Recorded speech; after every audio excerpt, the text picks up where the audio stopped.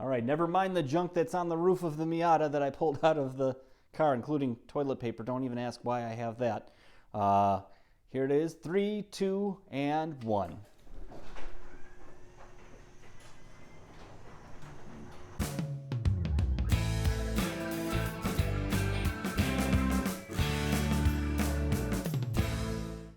Hello and welcome to another episode of Double J's List. When you get a chance, please like and subscribe. Get down there. It would really help me. Moving on. This is my 2-year ownership report of my 2014 Jetta Sportwagen TDI.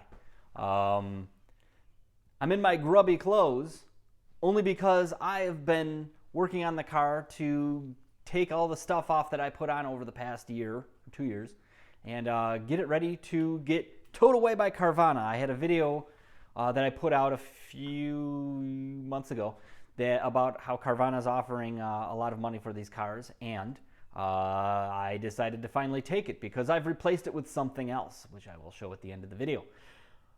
Now, the reason I've been pushing off this 2-year report is honestly, there really hasn't been much to report. This car actually has been really reliable during the past year. Granted, I haven't put as many miles on it as I did the previous year because I've had the Land Cruiser LX 470, and I've been driving that a lot. But now the gas prices are getting a little bit higher. I'm more interested in driving something more efficient and actually cheaper to run than this. So, I brought it in for its inspection. Nothing was wrong. I still haven't gone past that 40,000 mile service that I spoke about on the 1-year video that I did.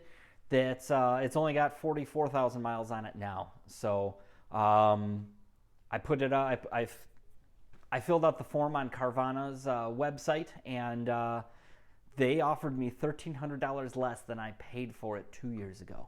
So it only cost me $1,300 in depreciation over 2 years to drive this car over 20,000 miles. That's pretty good. When you look at what other people pay and what they lose over the years, this car hardly cost me anything. Carvana's giving way too much money for their cars. In my opinion, I'm obviously going to take it. So yeah, I had to take that offer from Carvana only because local dealerships, I only had one dealership appraise it.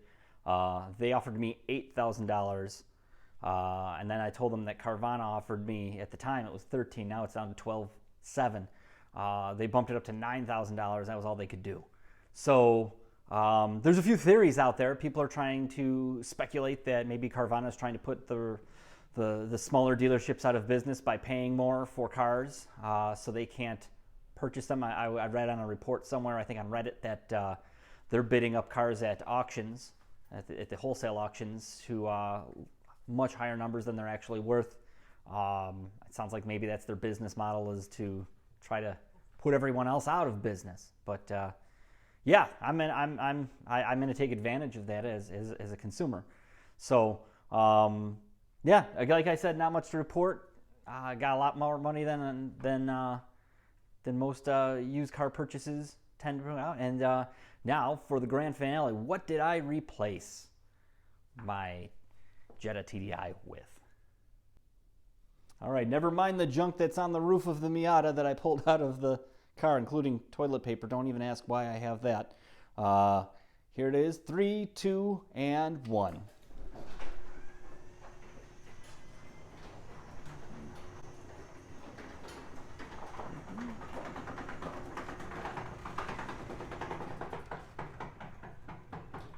That's right, I've replaced it with a Chevy Bolt. I finally got a deal on it. You may have seen from my previous video that I was struggling to get the lease deal without the Costco discount, but I had a dealership out in Brockport, New York. It's called Spur Chevy, and a very, very knowledgeable salesperson by the name of Ryan Dwyer. He's an all-out electric car enthusiast, very into Chevy Bolts, drives one himself, knows more about the car than I think just the average Chevy salesperson. So that's my grand finale. Thank you for watching. Please like and subscribe. I'm going to do a video on that Chevy Bolt soon. Thank you.